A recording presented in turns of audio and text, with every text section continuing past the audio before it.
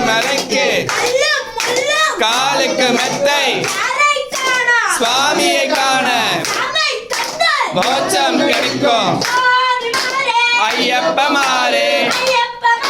சுவாமிமாரே சுவாமிக்கு சுவாமிக்கு சுவாமிக்கு சுவாமிக்கு சுவாமிக்கு சுவாமிக்கு சுவாமிக்கு